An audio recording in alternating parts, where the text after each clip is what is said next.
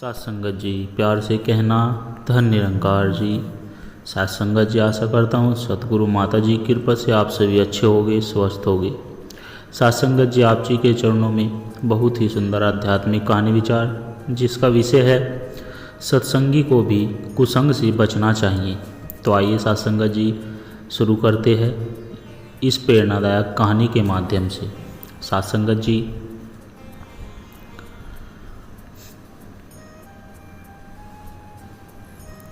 यह कथा है एक सत्संगी युवक अर्जुन की, जो बचपन से ही सत्संग, भजन और सेवा में लीन था। लेकिन जीवन के एक मोड़ पर वह कुसंग का शिकार हो गया। यह कहानी दर्शाती है कि सत्संग कितना भी गहरा क्यों न हो, यदि विवेक न हो और सावधानी न रखी जाए तो कुसंग इंसान को गिरा सकता है। लेकिन सत्संग का बीज यदि सच्चा हो तो वही व्यक्ति दोबारा उठकर अपने पथ पर लौट सकता है। अर्जुन एक छोटे से गांव में जन्मा, जहां उसका परिवार राम कथा और संतों की सेवा में विश्वास रखता था। बचपन से ही उसे रामायण, भागवत गीता और संतों की कहानियां सुनने का शौक था। अर्जुन रोज मंदिर जाता, संतों की सेवा करता और प्रवचनों में भाग लेता। लोग उसे बाल संत कहने लगे। जब अर्जुन स्नातक की पढ़ाई के लिए शहर गया तो वहाँ का वातावरण बिल्कुल भिन्न था। वहाँ न तो भजन था, न ही सत्संग। उसके मित्र आधुनिक जीवन शैली, नशे, पार्टी और भौतिक सुखों में डूबे हुए थे। अर्जुन ने पहले तो इनसे दूरी बनाई, लेकिन धीरे धीरे वह अकेलेपन महसूस करने लगा। एक दिन उसका मित्र, एक सहपाठी जो उसे एक पार्टी में ले गया, वहाँ का माहौल चकाचौंध भरा था। शराब, संगीत, नृत्य। अर्जुन पहले असहज हुआ, लेकिन रोहित ने कहा, थोड़ा मस्ती भी जरूरी है, तू हमेशा साधु जैसा क्यों रहता है। यह बात अर्जुन के मन को चुभ गई। उसने पहली बार अपना विवेक छोड़ा और थोड़ा थोड़ा कुसंग में कदम रखने लगा। कुछ ही महीनों में अर्जुन पूरी तरह बदल गया। न भजन, न पाठ, न सेवा। उसका व्यवहार रूखा हो गया। आंखों में क्रोध, जीवन में अशांति, पढ़ाई में पिछड़ गया। माता पिता से झूठ बोलने लगा और धीरे धीरे आत्मग्लानि में डूबने लगा। एक दिन वह पूरी रात नशे में था और सड़क किनारे बेहोश मिला। पुलिस ने उसके घर वालों को बुलाया।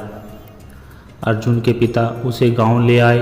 पहले वह चिढ़ता रहा, लेकिन एक दिन उसने वही कथा सुनी जो बचपन में उसकी माँ सुनाया करती थी। हरि का नाम सब पापों का नाश करता है। उसे याद आया, मैं कौन था और क्या बन गया। वह फूट फूट कर रोया। वह फिर से मंदिर जाने लगा, संतों के पास बैठने लगा। धीरे धीरे उसने कुसंग को छोड़ा, मोबाइल, शराब और पुराने मित्रों से दूरी बनाई।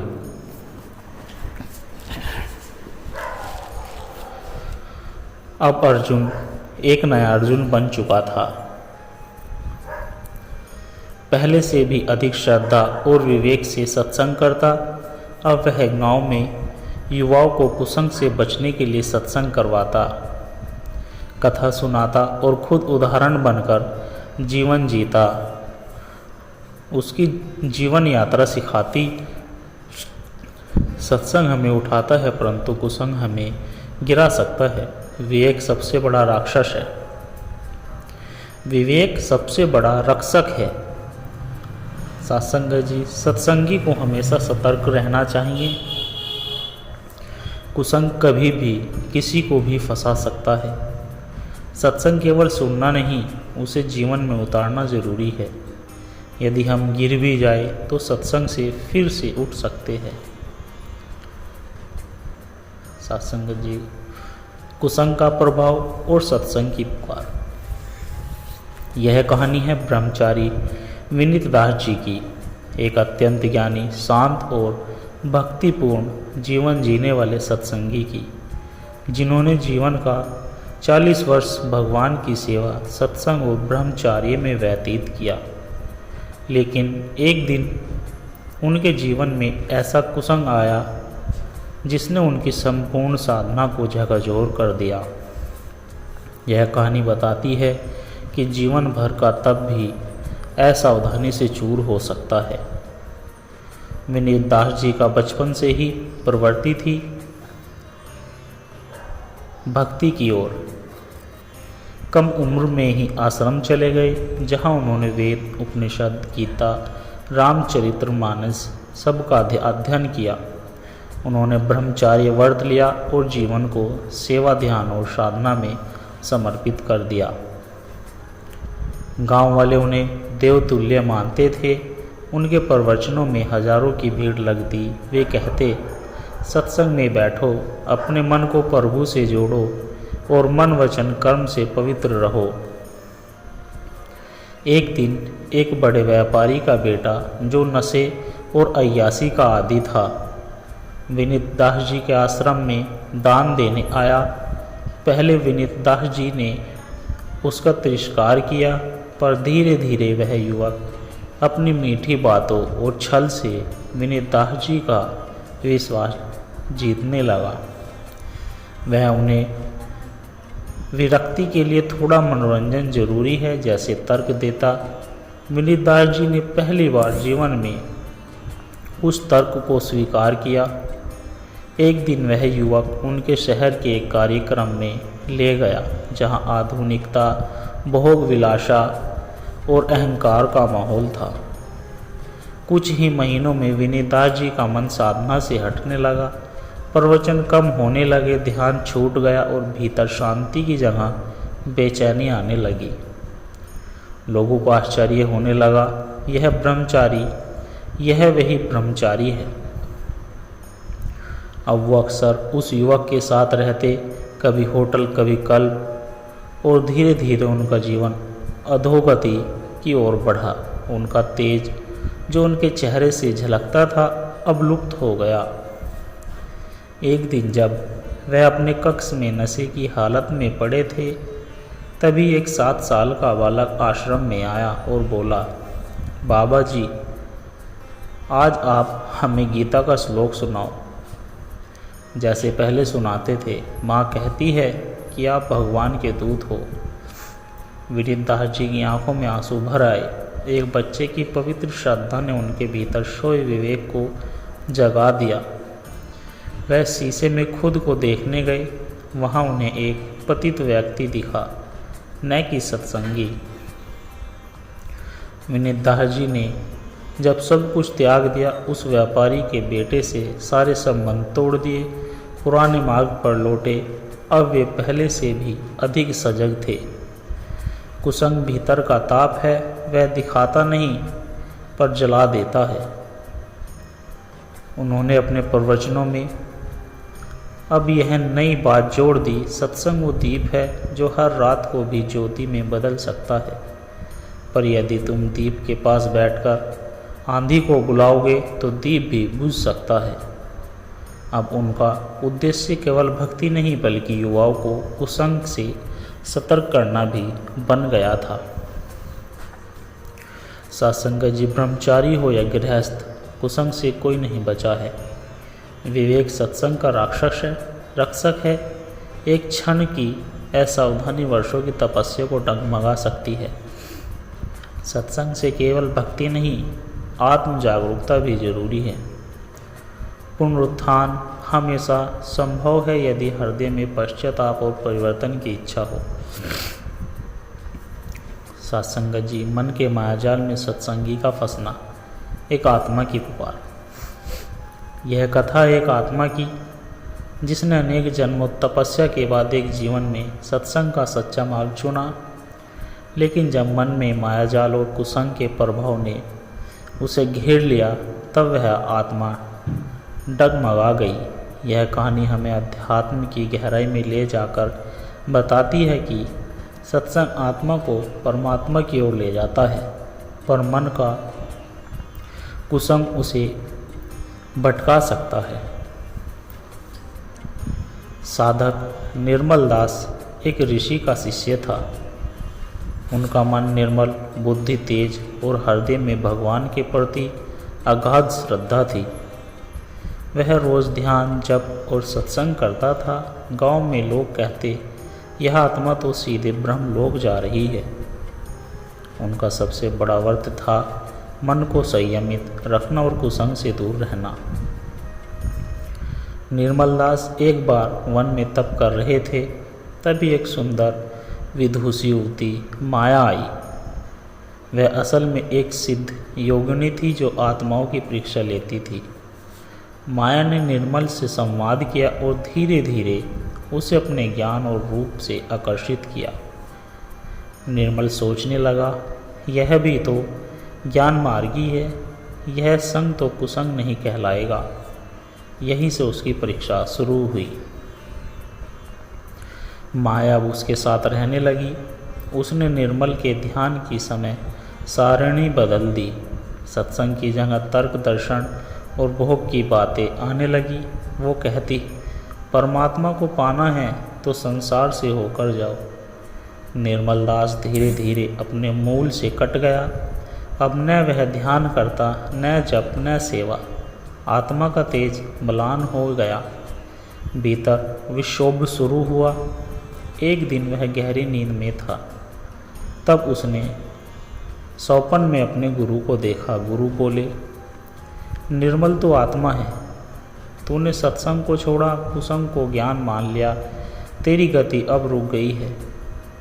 वापस लौट, वरना 84 की गति तेरा इंतजार कर रही है। वह चौंक कर उठा। माथे से पसीना बह रहा था। उसने देखा माया लुप्त हो चुकी थी। उसे अब समझ आया, माया केवल उसके मन की परीक्षा थी। निर्मलदास ने स्वयं को शुद्ध किया, गंगा में स्नान कर प्रायश्चित किया और एकांत में बैठकर 40 दिन तक केवल नाम स्मरण किया। उसने फिर से गुरु चरणों में लौटकर कहा, मैंने सत्संग को ज्ञान समझा, पर कुसंग ने उसे भ्रम बना दिया। अब मैं केवल परमात्मा को चाहता हूँ। गुरु मुस्कुराए, अब तू सच्चा सत्संगी बना है, क्योंकि तूने कुसंग से लड़ना सीखा है। सत्संग जी, सत्संग केवल शब्द नहीं, आत्मा का भोजन है। कुसंग हमेशा बाहरी नहीं, मन का भ्रम भी कुसंग है। आत्मा की पुकार ही उसे बचा सकती है, जब वह मार्ग से भटक जाए। हर साधक की परीक्षा होती है और सतर्कता ही उसकी रक्षा है। सत्संग मार्ग में मन, मोह और माया से युद्ध करना ही आत्मा का सच्चा तप है। सत्संगत जी, आवाज़ आत्मा की एक यात्रा भीतर की ओर। यह कहानी एक ऐसे व्यक्ति की है जो जीवन की दौड़ में सब कुछ पा लेता है, धन, यश, पद, लेकिन आत्मिक शांति खो बैठता है। एक दिन उसकी आत्मा उसे पुकारती है और वह एक नई यात्रा पर निकल पड़ता है। अपने असली स्वरूप आत्मा और परमात्मा की खोज में यह कहानी हमें याद दिलाती है कि बाहर की दुनिया चाहे जितनी रंगीन हो, भीतर की रोशनी के बिना सब अंधकार है। राजीव एक बड़ा उद्योगपति था। उसका कारोबार देश भर में फैला हुआ था। बंगले, गाड़ियाँ, नाम, इज्जत, जो कुछ भी एक इंसान चाहता है वह सब उसके पास था। लेकिन एक रात एक पार्टी से लौटते समय अकेले कमरे में उसे अजीब सी बेचैनी हुई। उसे लगा जैसे कोई भीतर से पुकार रहा है, क्या तुम मुझे सुन सकते हो? वह चौंक गया। वह आवाज़ किसी और की नहीं, उसकी आत्मा की थी। अगले कुछ दिनों में राजीव का व्यवहार बदल गया। वह अकेला बैठने लगा, बार बार विचारों में खो जाता। एक रात ध्यान में बैठते समय उसे अपने भीतर एक और संवाद सुनाई दिया। तू इस शरीर नहीं, तू मैं हूँ, तेरी आत्मा। राजीव भयभीत हुआ, लेकिन उसी क्षण उसने अनुभव किया कि यह भय नहीं, बोध है। अगले ही दिन उसने फैसला लिया कि अब मुझे भीतर की यात्रा पर निकलना है। राजीव अपने कारोबार को बच्चों को सौंपकर उत्तर भारत के हिमालय की ओर निकल पड़ा। वहाँ एक शांत आश्रम में उसने प्रवेश लिया। आश्रम के गुरुदेव स्वामी तुलसीदानंद ने उसे पहले ही दिन कहा, जो बाहर जीतता है वो राजा बनता है, जो भीतर जीतता है वो ऋषि बनता है। यह बात राजीव के मन में गूंजने लगी। वह ध्यान, साधना, मौन और सेवा में लीन हो गया। जैसे जैसे वह साधना में गहराई तक गया, उसके भीतर के काम, क्रोध, लोभ, मोह और अहंकार उभरने लगे। वह घबराया, लेकिन गुरुदेव बोले, बेटा, आत्मा तक पहुंचने के लिए इन अंधेरे कोनों से गुजरना पड़ता है। ये तेरे शत्रु नहीं, तेरे मार्गदर्शक है। राजीव ने आत्ममंथन शुरू किया। हर रात वह अपने विकारों को लिखता और अगली सुबह उनकी प्रार्थना करता। एक दिन ध्यान के दौरान उसकी आंखें बंद थी, पर भीतर का प्रकाश प्रज्वलित हो उठा। उसे अनुभव हुआ कि वह शरीर नहीं, नाम नहीं, व्यवसाय नहीं, बल्कि शुद्ध चेतना है। उसे एक अद्भुत शांति ने घेर लिया। मैं आत्मा हूँ, परमात्मा का अंश। अब न कोई भय, न कोई अभाव। उसके नेत्रों से आंसू बहने लगे। वह अब बाहर से नहीं, भीतर से जीने लगा। अब राजीव महात्मा राजदास के नाम से पहचाने जाने लगा। उसने पहाड़ों में एक ध्यान केंद्र खोला, जहां वह आत्मा खोज की साधना करवाता, सत्संग करता और लोगों को यही सिखाता, जो बाहर भाग रहे हो, जरा रुक कर भीतर झांको। वहाँ वो बैठा है जो अनंत है, अडोल है और तुम्हारा अपना है, परमात्मा। सत्संगत जी, आत्मा की आवाज़ हमेशा आती है, लेकिन हम बाहर के शोर में उसे सुन नहीं पाते हैं। असली यात्रा बाहर नहीं, भीतर की होती है। सत्संग, साधना, मौन और सेवा, ये आत्मा तक पहुंचाने की सीढ़ियाँ है। बाहर का त्याग जरूरी नहीं, पर भीतर की चुप्पी जरूरी है। जब तक आत्मा का साक्षात्कार न हो, जीवन अधूरा है। सत्संगत जी, दास के द्वारा कहे गए प्रेरणादायक कहानी विचार यदि आप जी को अच्छे लगे हो तो वीडियो को लाइक करें, शेयर करें और कमेंट में धन्य निरंकार जी जरूर लिखें। और दास के चैनल सोना इंस्पायर विचार को सब्सक्राइब जरूर कर दे और दास को आशीर्वाद दे कि हर रोज़ आप जी के चरणों में ऐसी ही एक प्रेरणादायक कहानी लेकर आता रहूं। सत्संगत जी, प्यार से कहना, धन्य निरंकार जी।